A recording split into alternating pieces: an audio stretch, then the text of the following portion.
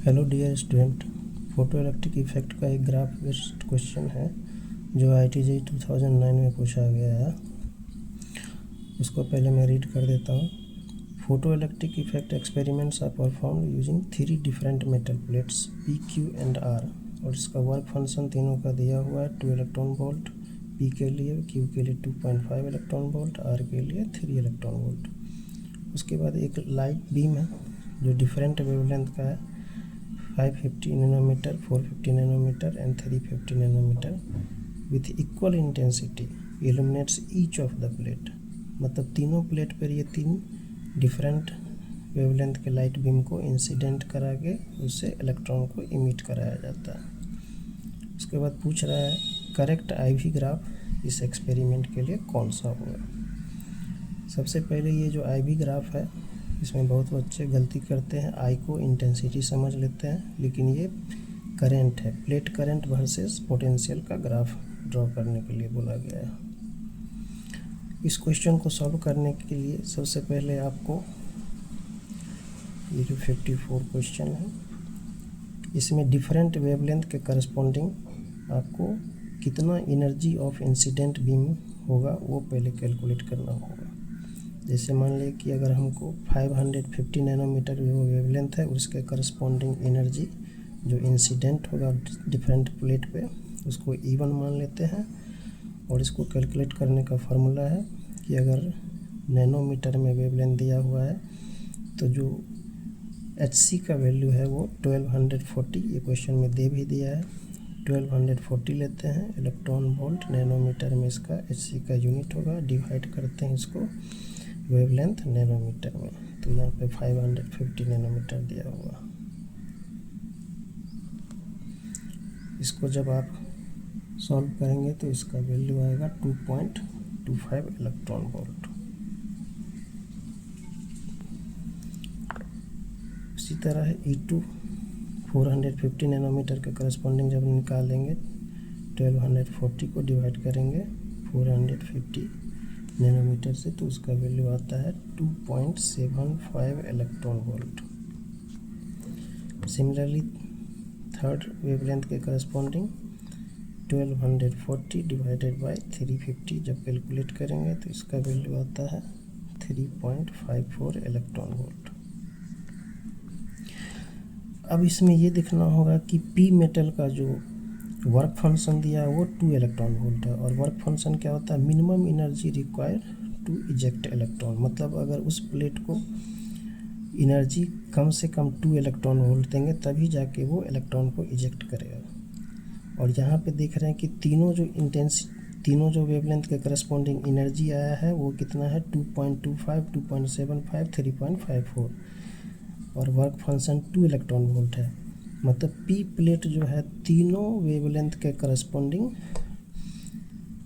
Electron को emit करेगा, जबकि Q जो वर्क फंक्शन है Q का प्लेट का वो 2.5 इलेक्ट्रॉन वोल्ट है, तो और E1 जो है एनर्जी वो 2.25 उससे कम है, तो सिर्फ E2 और E3 के करस्पॉन्डिंग ही इलेक्ट्रॉन इजेक्ट होगा Q प्लेट से। मतलब मान लीजिए इसको सिर्फ 2 लैम्डा के करस्पॉन्डिंग बोल सकते हैं। सिमिलरली R के करस्पॉन्डिंग 3 इलेक्ट्रॉन वोल्ट दिया हुआ वर्क फंक्शन, और एनर्जी जो इंसिडेंट हो रहा है 3.54, सिर्फ इसका एनर्जी ज़्यादा है, तो सिर्फ E3 के करस्पॉन्डिंग इलेक्ट्रॉन इमिट होगा, तो ये सिर्फ 1 लैम्डा के करस्पॉन्डिंग। तो इससे क्लियर पता चल रहा है कि P प्लेट में तीनों वेवलेंथ के करस्पॉन्डिंग इलेक्ट्रॉन इमिट होगा। तो सबसे ज़्यादा जो करंट होगा, चूँकि इलेक्ट्रॉन के फ्लो को ही करंट बोलते हैं, तो नंबर ऑफ इलेक्ट्रॉन इससे ज़्यादा इजेक्ट होगा, तो करंट किसका ज़्यादा हो जाएगा, P का करंट ज़्यादा होगा, Q का करंट उसके बाद होगा, और R का सबसे कम होगा। अब इस ग्राफ तीनों में आप दे सकते हैं कि B और D तो ऑप्शन ऐसे ही हट जाएगा, क्योंकि इसमें तीनों का सेचुरेशन करंट को सेम कर दिया। सेचुरेशन करंट मतलब मैक्सिमम करंट, तो यहाँ पे तो अलग अलग आया है वैल्यू P, Q, R, तो सिर्फ A और C में से कोई करेक्ट हो सकता है, और इसमें दिख रहा है कि P का जो सेचुरेशन करंट है सबसे ज़्यादा होगा, तो A ऑप्शन इसका करेक्ट हो जाएगा। वैसे और एक चीज़ निकालना पड़ेगा इसमें, स्टॉपिंग पोटेंशियल, लेकिन स्टॉपिंग पोटेंशियल यहाँ पे दिख रहा है कि तीनों के लिए ही सेम नहीं है, अलग अलग है। और पी के करस्पॉन्डिंग सबसे कम जो सबसे ज़्यादा जो आएगा आपका स्टॉपिंग पोटेंशियल वो पी का आएगा। उसको भी आप कैलकुलेट कर सकते हैं। स्टॉपिंग पोटेंशियल कैलकुलेट करने के लिए आपको फोटो इलेक्ट्रिक इफेक्ट इक्वेशन लगाना पड़ेगा, जो होता है maximum kinetic energy of electron equal to energy of incident light minus work function. और ये मैक्सिमम काइनेटिक एनर्जी जो हो जाएगा वो E times stopping potential equal to energy minus 5। तो इससे पता चल रहा है कि जिसका एनर्जी ज़्यादा होगा उसका स्टॉपिंग पोटेंशियल भी ज़्यादा होगा। तो यहाँ पे दिख रहा है कि 3 का जो है एनर्जी सबसे ज़्यादा है और इसके करस्पॉन्डिंग जो वेवलेंथ है सबसे कम है। तो स्टॉपिंग पोटेंशियल जो मिनिमम वेवलेंथ के करस्पॉन्डिंग होता है वो कैलकुलेट किया जाता है, क्योंकि वो मैक्सिमम एनर्जी वाले इलेक्ट्रॉन को स्टॉप करता है। तो Vs निकालने का तरीका क्या हो जाएगा, जो मिनिमम वेवलेंथ के करस्पॉन्डिंग एनर्जी है उसको लेंगे माइनस वर्क फंक्शन को करेंगे डिवाइडेड बाय ई कर देंगे। तो अगर मान लीजिए पी प्लेट के लिए हम स्टॉपिंग पोटेंशियल निकालना चाह रहे हैं तो minimum energy corresponding to minimum wavelength कितना है 3.54। तो 3.54 में से घटा देंगे पी प्लेट का work function 2 divided by E. तो इसका वैल्यू आ जाएगा 1.54 डिवाइडेड बाय ई। उसी तरह हम लोग स्टॉपिंग पोटेंशियल क्यू का निकाल सकते हैं, वो भी हो जाएगा 3.54 माइनस 2.5 डिवाइडेड बाई ई। और इसका वैल्यू आ जाएगा 1.04 वोल्ट। उसी तरह आर का वी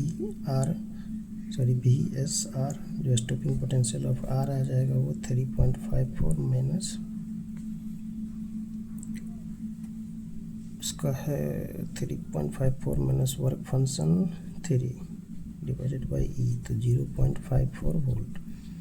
तो इसमें पता चल रहा है कि स्टॉपिंग पोटेंशियल ऑफ पी जो है वो सबसे ज़्यादा है, इसका मैग्नीट्यूड। तो ग्राफ में भी दिख रहा है कि सबसे ज़्यादा स्टॉपिंग पोटेंशियल पी का इस ए ग्राफ में है।